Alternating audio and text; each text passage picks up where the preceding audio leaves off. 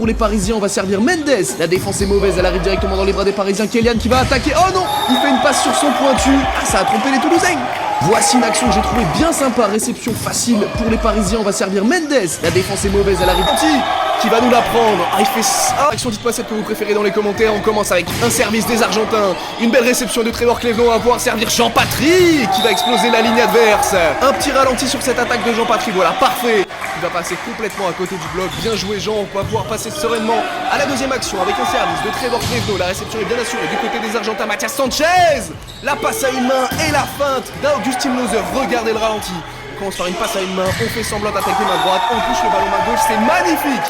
Du côté de l'Argentine. C'est l'action du week-end. Regardez ce qui s'est passé en Supercoupe. Koric au service, la réception. Et du côté des Chaumontés, on va jouer sur Cartoso qui va attaquer. Et c'est défendu.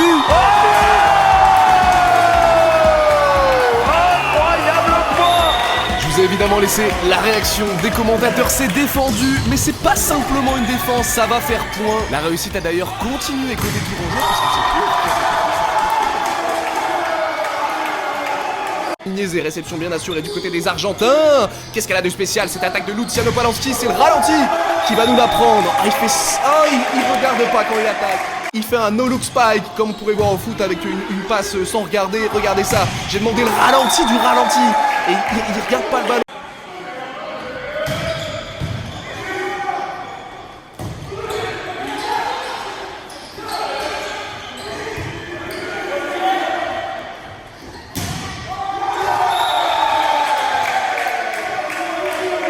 Le réceptionneur attaquant, qu'est-ce que c'est ce truc encore là? Il n'y en a pas un sur le terrain, il n'y en a pas deux. Réceptionneur attaquant réceptionne, à la grande surprise de tout le monde, c'est dans le mot hein. Après la réception, la balle arrive dans les mains du passeur qui peut choisir de faire la passe à l'un de ses réceptionneurs attaquants pour attaquer. Vraiment son rôle pour le terrain.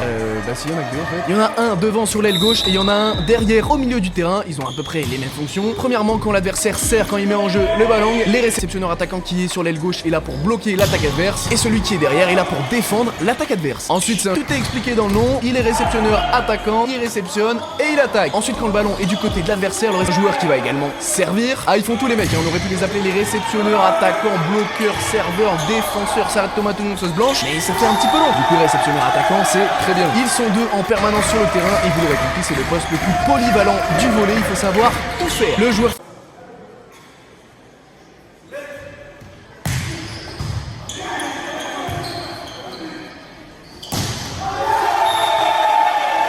Le record du monde du service le plus rapide du monde au volleyball vient d'être battu et il a été battu 2 fois dans la même journée, c'est un truc de ouf. L'ancien record est détenu par Wilfredo Leon, le joueur polonais.